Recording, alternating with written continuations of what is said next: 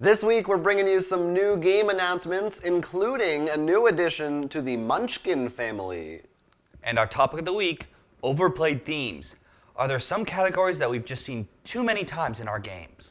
I'm Will Keeler. I'm Jonathan Estes, and this is the Roll for Crit podcast.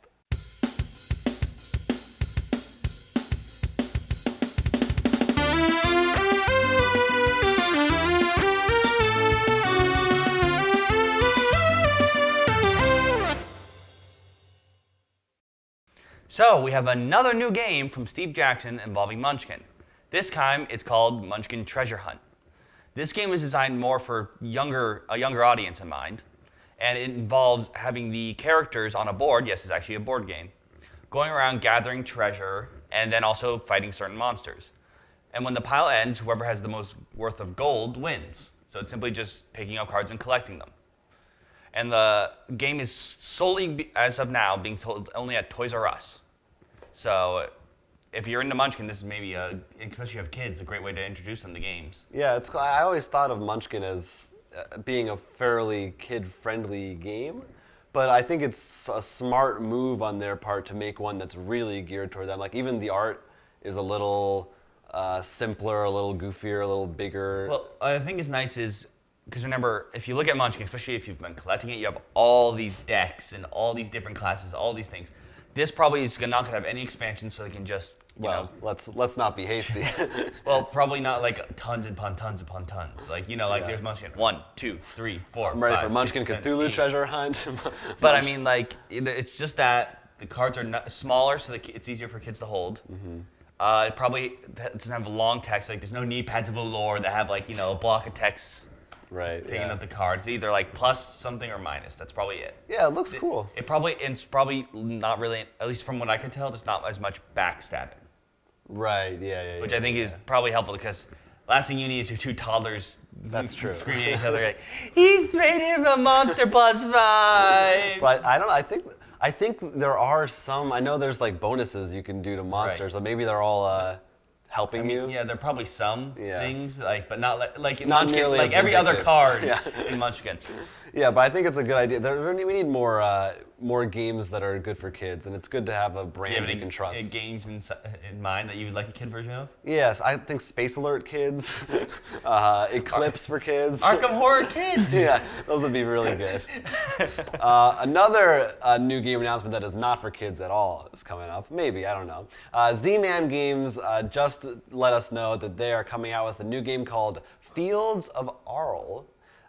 It is from developer Uwe Rosenberg, who of course we all know from Agricola and Le Havre, and he also did Caverna recently. So this is another, in a similar thematic sense. You are people in a farming village. You've got to build your village, you've got to farm, deal with your animals, etc. You get resources which you can trade with your other players. It's a worker placement game, at least it seems like. They haven't given too many details, but from the sounds of the description, that's what I think it is. Okay, so you're done describing his old game Agricola. Now what's the new game? Right. Well, one thing that is a little different is this game is only for 2 players. Max. There's also a solo mode, so that should give it a different dynamic. Okay, so you described his Agricola's 2-player standalone game. Now what's the next one? Well, that's about it. Clearly, Uwe Rosenberg loves farming and small European villages. Wait. Does it come with, was it not the animals? Animeeples? Animeeples, thank you. The list of components is on their website. I don't believe Animeeples were Maybe in now there. we'll get goats. Oh, that would be nice. But I'm sure if you are a fan of those types of games and his games, which a lot of people are, they are good games. Yeah, you will probably enjoy. There's never been trading in Agricola, so that's an interesting. So this is the trading version. Yeah, I don't know. I'm sure there's some unique twists in there. But anyway, you can check that out. I believe it is. I don't know if they set a release date for it yet, but probably later this year or early next. So, for those of you who have been noticing, there's been a big trend in movies, pretty much copying comic books, games, licenses that we've seen for a long time. And they're like, no, we can make money off this with a movie. D&D is no exception. However, there's been an argument whether Wizards has the rights to it or whether a company known as Sweet Pea, I believe it is, Sweet Pea, owns it. And they just settled the court case. We don't know the official decision yet. Right, like but, the court part is done, but they didn't like actually decide what happens. Right. So everyone's made their argument. In Right. other words. But pretty much it's really deciding on whether I believe it's Universal or Warner Brothers is going to be the ones really behind making the movie. Overall, this doesn't really matter as much to you because you're probably still going to pay the $15 for the ticket. But I mean, I guess unless you're really hoping for certain people that are really attached to certain studios, which I can't think of any off the top of my head.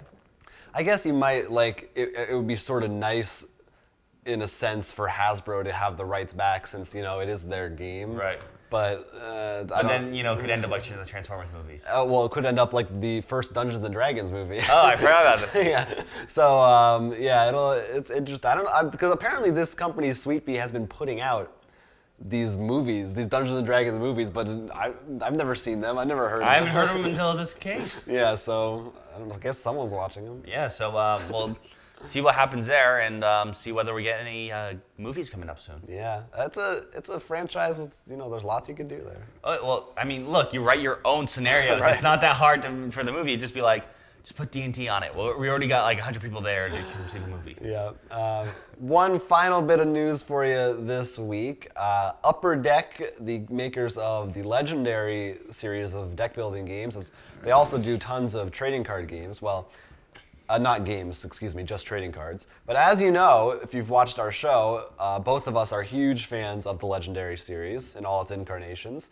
And it was just announced that the upcoming set of Marvel 3D trading cards that is being released in November by Upper Deck, which is purely a set of trading cards. They're not used for use in a game. However, this set is going to come with certain cards that will be usable in the Marvel Legendary games. So I forget the exact distribution, the way you buy there's packs, it was kind of confusing, but essentially for the whole set, there are going to be 40 cards total, they said, that will be usable in the game. Now, they haven't told us yet if these are just different artworks. The way they made it sound like they might potentially be whole new cards, actually. It's a little unclear on that, but people are understandably a little concerned that this might be going down a dangerous path of collectible card games.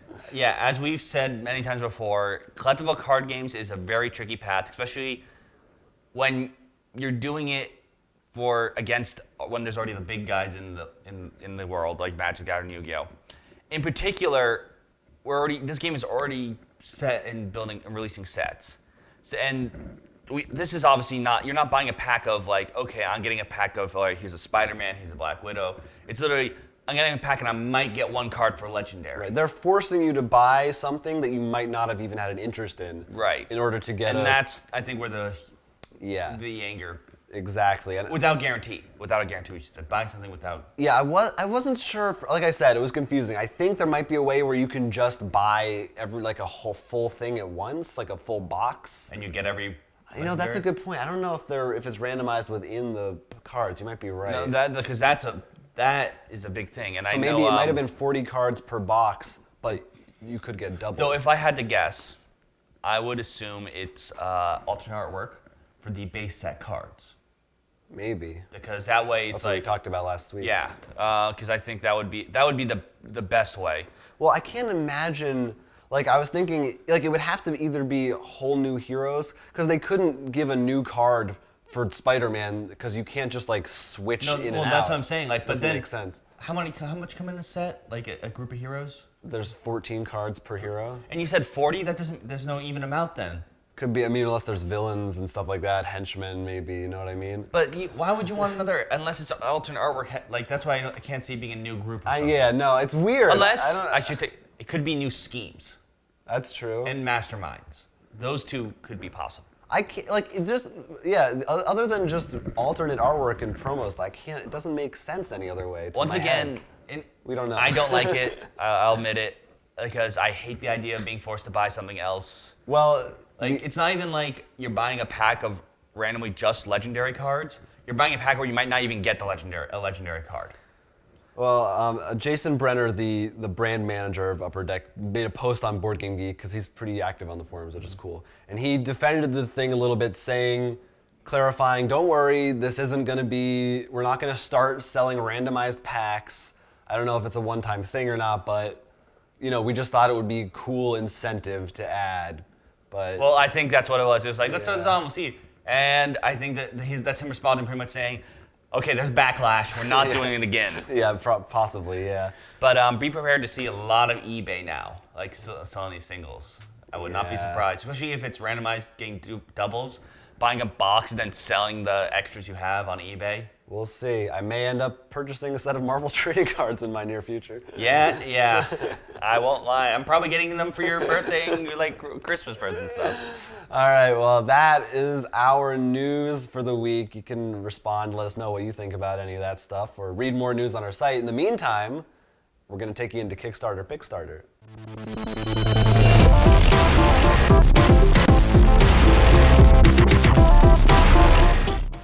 So for my Kickstarter Pickstarter, I'm doing Dead Cabin. This is a game about you and a group of survivors, your other friends, trying to make it to a cabin before you or the other survivors have become infected with the zombie plague. The way this works is first you have to find a vehicle, and with the vehicle it can carry a certain number of people with you in a number of spaces. And you can also draw infection cards, but you keep it hidden until the end of the turn because you could give them to someone else if they take you on a trip with you. Now, when you flip the infection card over, it will tell you how many times to drink. Yes, it's actually a drinking game. You actually get a card in the beginning of the game telling you how many times you can be infected. So you may get like 10 or 8, whatever the number may be. Now, these cards can vary in number. The infection may give an infection of 0. But you may have like 6 infection cards in front of you, so someone may think you're already infected, even if you only have a value of 2 there. So it's an interesting game of, like, are you actually a zombie or not? Because at the end of the game, it's like a werewolf or mafia, and you try to guess who's infected, and then you vote on who to kill. Right. And of course, you can't wait a long time because you're going to gain infection as well as the infection. There's an infection rate, like the zombies from the city are going to come and get you. Is there, besides taking a shot when you get a virus card, is there any other time you drink? There must be, right? Or no? I guess if it's a shot, you don't really need to. It's a shot, yeah. There is a family version without drinking with rules, so in case you don't want to do drinking. That's encouraging to me because that tells me that the game stands on its own. That's not purely tied to the drinking. It's like a bonus thing. But from Nick Mo, I apologize for mispronouncing your name anyway. Always will, no matter how. We'll say it every week. Yes, every week, no matter what.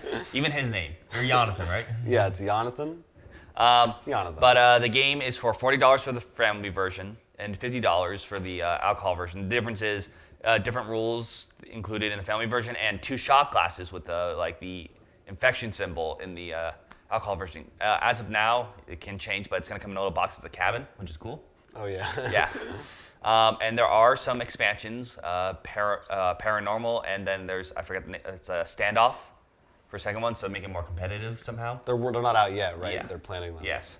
Hopefully the paranormal will somehow remind me, I'm hoping it's someone like Cabin in the Woods so we can see a unicorn, the goblins. That would be cool. Yes. It is a good, hidden roles, drinking, and zombies. It's a pretty good idea. Well, what's interesting is it's sort of hidden roles, but someone's not hidden off the bat. Right. And you don't know whether they're actually hidden. Yeah. It's a smart combo to add those things. So check that out on Kickstarter. Mine this week is called The Super Show, designed by Steve Resk, a fellow named Steve Resk. It is a card game based on wrestling. It is a quick card game where each player takes control of a crazy wrestler and they have their own stats and skills. And the way the system works is you're going to have 3 types of cards: leads, follow-ups, and finishes.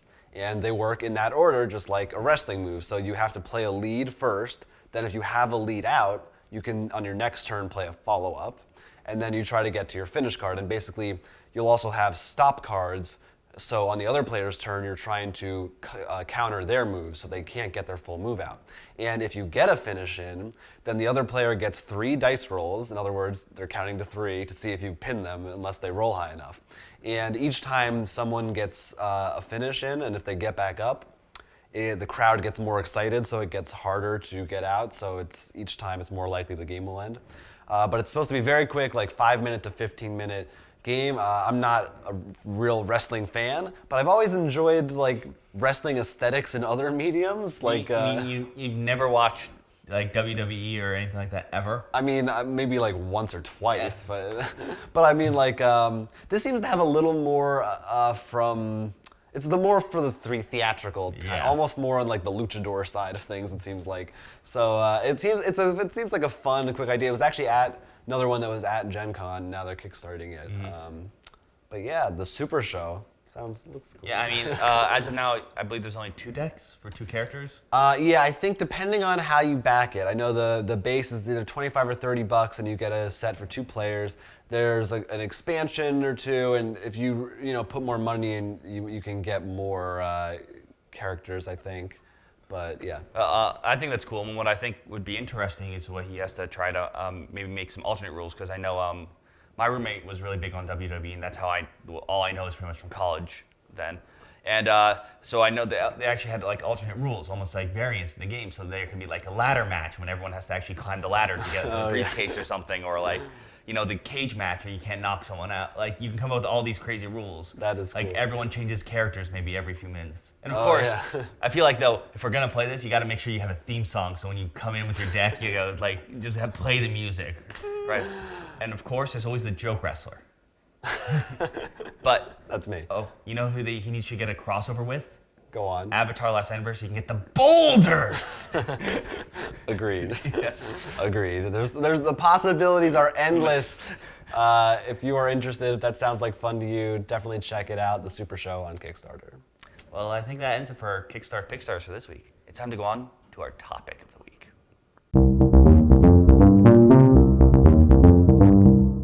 So, if you've been around board games long enough, you may have noticed a trend in some similar themes. Like we mentioned before, farming games tend to pop up a lot. Quite a few times. And you haven't been playing board games until you played at least 6 zombie games. And then of course, there's Cthulhu, because he's always watching. I was just having this conversation last night. Every game is farming, some kind of horror theme, or sci-fi, or ancient civilizations is another big one. Or trains, lots of train games. Okay, there's a lot of different types of games, but as you said, some of them tend to pop up a lot more. Yeah, it's even funny in the Smash Up, their expansion is the obligatory Cthulhu set, because they had to make one. Right. They would have been shunned from the industry if they didn't have a Cthulhu expansion. So I guess the question is that necessarily such a bad thing? It's interesting, because I guess when it becomes an issue is a lot, like we mentioned earlier, when one designer makes the exact same sort of theme game. It's like, imagine if it's like one director making the exact same thing. Would we get angry about it? Well, I guess it's sort of like, Martin Scorsese, all his movies, well, not all of them, but he makes a lot of movies about gangsters, you know what I mean? So there is that comparison, but there is something about games, it speaks to how important is the theme to you, because of course, there are games that take place in space or what have you, but play completely differently. But in the case of Uwe Rosenberg, I do feel weird every time a new game comes out. I'm like, oh, he's just put out the same game again. Is he gonna get tired of farming ever? He just loves it. No, because it makes money. That's true, apparently. But I think for more, as we've stated multiple times, are very into the themes of games. So a lot of times I'll feel like, I don't need to buy that game because I already have like 8 farming games. Do I really need this 9th one? Everyone says it's really good, but how likely am I going to get at the table and get everyone excited about, look guys, we're in Rome again? Well, I guess for me, when I get annoyed, I can't think of a game in particular that would do this, but if let's say someone jumps on the bandwagon like a lot of zombie games and then just makes a zombie game that really doesn't even fit the atmosphere, isn't really fun to play, that's when it bothers me. Yeah, I mean, zombies are probably the biggest offender, especially with Kickstarter now. Yeah. And I think Cthulhu. I think Cthulhu's in there. yeah, definitely. And I think what you're saying, I agree, that a lot of zombie games are just kind of hack and slash, like kill these zombies and everything. That's why one game that just came out recently, it's got a lot of hype, Dead of Winter, I really like, because even though it's that zombie theme again, they really took it in an interesting direction. Well, what's nice is I think it focuses more, this game in particular, focuses more on what I think zombie movies, what the best ones focus on, is not as much the kill everything, it's really the humans who are the scarier Dealing element. with each other, Like the zombies aren't the worst thing in the world. But I mean, that's for me. That's like the best movies. I feel like that's why we watch those movies. Of course, we didn't even mention what other like any fantasy games. Of course, there's a I mean, million well, Dungeons and Dragons. That's where board games started. Yeah. So, and I mean, this always happens with a lot of things. If one thing's become popular, usually it shoots out into a lot. We've seen this with movies, video games, board games are no exception. As soon as one guy does it, everyone else wants to do it, and usually cheaper than. And it seems like, at least in the case of board games currently, it seems to be succeeding very well. Like, those zombie games keep getting funded and keep selling. I mean, people are not tired of zombies. I think the last few years, especially with Walking Dead, we are on a zombie craze. Yeah. Which is really funny now, because I'm wondering whether a zombie apocalypse happens. I feel like everyone's gotten into them so much, we'll all know what to do. Right. It won't actually be a problem. We'll be ready. And I just imagine someone getting ready like, oh, I stocked up, and like, zombie apocalypse time did. We already know how to deal with it. And just go, oh. That would be real disappointing. I do think, like, even though, zombies are probably, for me, the one that I'm most like, I don't want to play another zombie game. Farming, I think, is a close second. Farming, I think the reason with farming, I don't think it's just so boring to start with. No, I don't think it's the theme. I don't think it's the theme that is boring that ruins it. No. It's definitely a theme where you, as a newcomer to board games, you're really confused about why people would want to play it. As we've talked about, I think a lot of times it just seems they're really similar in terms of the mechanics, because usually they're more worker placement games. And you're building something. You have to probably feed your animals, and you're always generating resources of some kind. Yeah, they usually share a lot of those mechanics. Sure. But going back on Cthulhu, I think one of the big problems with a lot of the games that are coming out with them is I don't, like you said, we said the zombies, a lot of them are more sort of hack and slash, like, Cthulhu's waking, it's time for you to, save the world. When, if you think about it, that's not really what Cthulhu's all about. You're not supposed to win, it's a god. You're right. If anything, you're supposed to maybe, if you win, you go mad. Yeah. So, like, you're supposed to barely win, if anything. That's like, I can't remember the name, but I was reading an article about this game designer who has made tons of games, and one of them was a Beowulf game, and his thing was how, even though like his games didn't replicate like what you were actually board game. Okay. Didn't replicate what you were actually doing in the what people did in the book. It was more about like I think the same guy who did the Lord of the Rings board game. That's the example I want. This is a little off topic, but that's okay. But where it's more about like it replicates the feeling of the hopelessness from the book through the mechanics themselves rather than just the theme, and I think that's what we want from that. Yeah, and I think that's what we want. I think actually, board games are easier to get away with this a bit more, and I think that this is why though, because they're also cheaper to make. I think we don't see a lot of Cthulhu in video games, because really people don't want to feel that helplessness usually as much. They want to do Call of Duty, and you can't really do that. Yeah, yeah. You want to go? You got to go insane. That's how it should work. Insane the men? I actually think that Cthulhu is one of the lesser offenders, only because it seems like Fantasy Flight has so gobbled that market up that not as many other people can edge in. I feel like on Kickstarter I always see something. I mean, the Cthulhu Ouija board we saw once. I've seen so many Cthulhu playing cards. Yeah. I'd back some. I won't lie. I'd back some Cthulhu things on there. Who wouldn't? But I didn't. Ivan didn't. I mean, we all have our offenders we've seen a lot of. Yeah. I mean, at the end of the day, does it keep selling? Then they should keep making it. You know what I mean? I mean, overall, I think it's just a reminder to developers, if you're gonna make it, make sure you fit your theme. Mm-hmm. Make sure it's actually fun to play. Which for Euro games like Le Havre and Agricola probably isn't gonna happen as much. Right, but I guess this is more for that's like Zombie Cthulhu is where I'm pointing those out. This one, try to make it different from your other games. I mean, We're if gonna you're get some hate mail for dissing on Uwe Rosenberg. He's the darling of the Oh no, we love him of at the the industry. same time. But I mean, at the very least, if it's gonna be a reskin, say like Agricola, New York. I don't know, whatever the case is. Like, don't lie about it. Don't lie about it. Yeah, I mean, yeah, I just, at the end of the day, like you said, it's the mechanics that matter, but if you just try and give us something interesting to latch onto, and plus, it helps you too if you're designing a game. If you stand out from the crowd, I think usually that's going to give you a big step up. And of course, don't print it out just because everyone else is doing it. Right, yeah, don't jump on a bandwagon, have an actual idea. I mean, of course, unless you already had a good idea for it. But then we look at Kickstarter and there's 18 zombie miniatures games that just got funded 5,000%. So what do we know? Nothing. well, there's always a crowd everywhere. There's always a crowd everywhere. well That was said. Anything else? I think that pretty much covers that for now. That's it. Let us know what you think. If there are which themes you are really tired of, or maybe vice versa. If there's a theme you haven't seen enough, that could be another topic altogether. Let us know. You can leave a comment on YouTube or send us an email. Our address is rollforcrit@gmail.com. And of course, you can contact us on Twitter @rollforcrit or personal Twitter @DoorQ.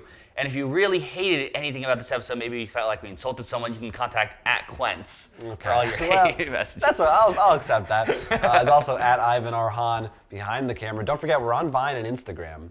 So check us out there. And Facebook as well, .com/rollforcrit.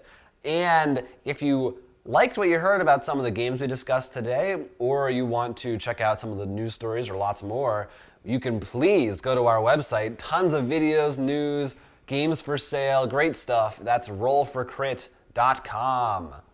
It's great. I think that's this is all for this week. I think so too. I'm Will Keeler. I'm Jonathan Estes. Thanks for watching.